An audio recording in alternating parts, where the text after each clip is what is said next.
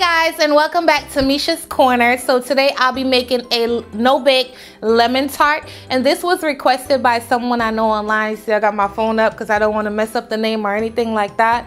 So his name is Mr. Outliner. He's a barber here in Houston, Texas. I do not know his real name. However, if you go over there and get your hair cut, just send Mesha's Corner sent you, and he'll just know, what's going on.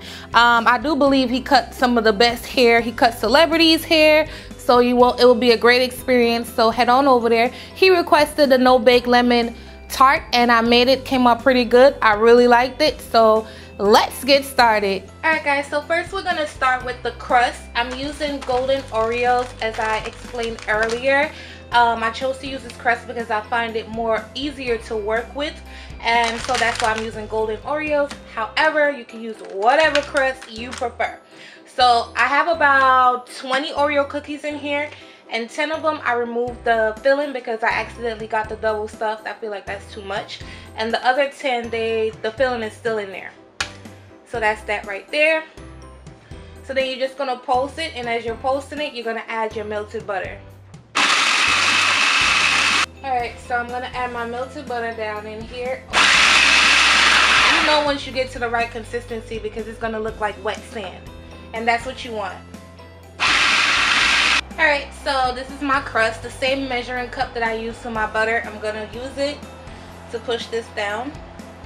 Ooh, I think I have too much crust up in here, but we're gonna make this work anyway. I try not to use my hand with doing this part, but this measuring cup is not working out.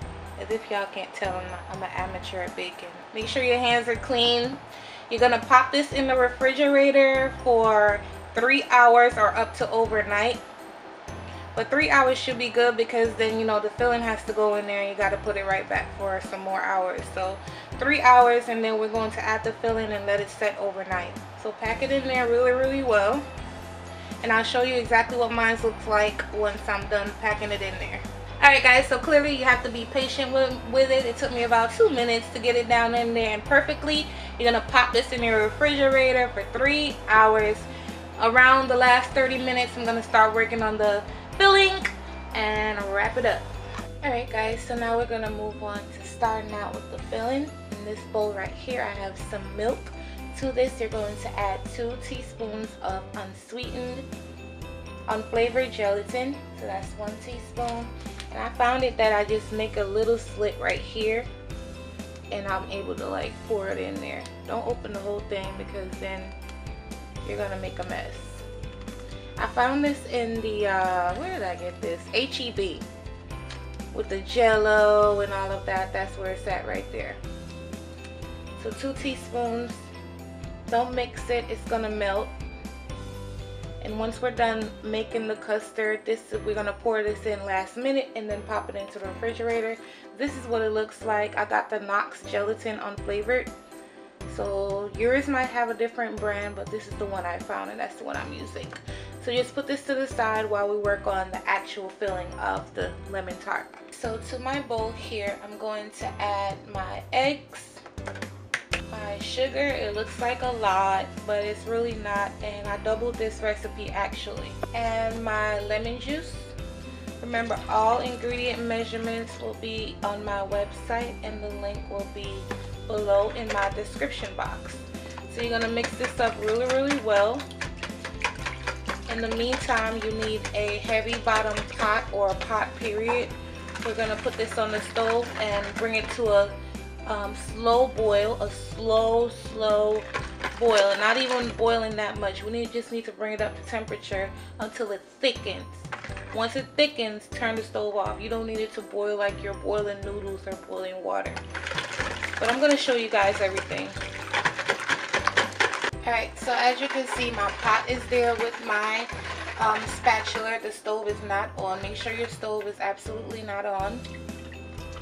And then I'm going to turn my heat on to, well, mine's are numbers, on number 3. And I'm going to slowly bring this up to a soft simmer. So I've been standing here maybe 3 minutes now. It's starting to heat up. Once it gets further along, I'll turn the camera back on and you guys can see what's going on. So as you can see, it got really thick. It's not thick like pudding, but it's thick compared to how it looked when we put it in there. You don't want to boil this, like I said. You just want it to come all the way up to temperature. You see it smoking, that means your eggs are cooked. Not scrambled, but cooked. And we are going to strain this for any bits and pieces that might be in there. So you're going to shut your heat off. Once your heat is off, you're going to start adding your butter in here. A couple pieces at a time. You're going to use about 6 tablespoons of butter in here. Again, make sure your stove is completely off, or just take it off the stove, period. So I'm going to keep mixing in my butter, and then we're going to add the gelatin. So now you're going to take your mixture and put it through a strainer, because any little bits and pieces that's left behind, you do not want it in your tart. So you want to strain it out just like so. And then you're going to take your gelatin from earlier that's been sitting. You're going to pour it down in here. We're going to go right back to the whisk. You want to whisk this in thoroughly. And now we're going to pour it right down into our tart shell. This smells so good and lemony. I can't even. It smells really, really good. It wasn't as hard as I thought it was going to be. I was a bit nervous because you guys know, like I said earlier in my first clip, I'm not a pastry queen, but I do what I can, especially when my friends are asking me to make something. So I do the best I can. Okay, tart shell. It's set up really, really good in the refrigerator. Let's all just pray when it's time to slice into this thing that this shell actually comes out. We're all going to pray for that while this sets up in the refrigerator. So now you're just going to pour your tart mixture down in here. Right there.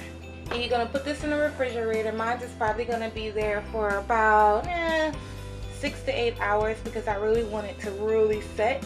And then I'll show you guys what that looks like. We're going to make some whipped cream for the top, and that's it. Alright guys, so we're going to work on the whipped cream. You do not have to make whipped cream from scratch. You can absolutely buy it from the store. No big deal. All you need is heavy whipping cream. Pour it down in your mixer. You're going to start your mixer up. Once it starts to froth, then you're going to add your sugar. Alright, so mine is frothing up. You're going to add your sugar down in here.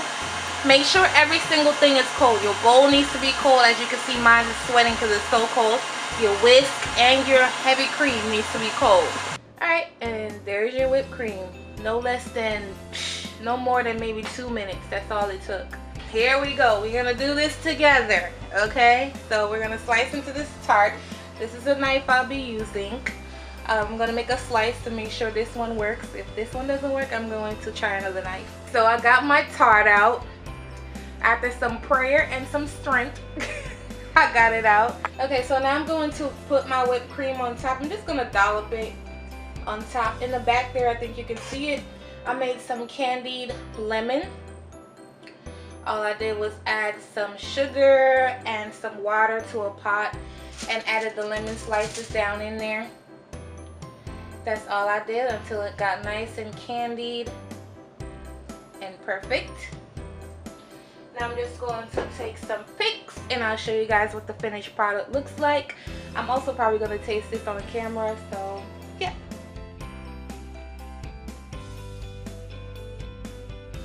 Alright guys, so this is my lemon tart. As you guys already saw in the previous clips, the up close of it, and of course I'm going to post pictures. So we're going to get into it. Move this little. It smells, it's so lemony. Like, I just really didn't expect it to be so lemony. Ooh. Okay. Y'all need to try this. It's good. It's good. I've had it before, but I've never made it. Especially not a no-bake one. Okay, so let me talk about the crust, because that was something I was concerned about. The crust is really good. It's still nice and crisp, even though we did leave some of the filling in there. Like I said earlier, people prefer to use the graham cracker crumb, but in my opinion, the Oreos work better to be removed from the pan. So in my opinion, especially if this is your first time making this tart, I feel as if you need to use the Oreo cookies. So yep, I hope you guys enjoyed this recipe, and I'll see you guys next time on my next video. Bye.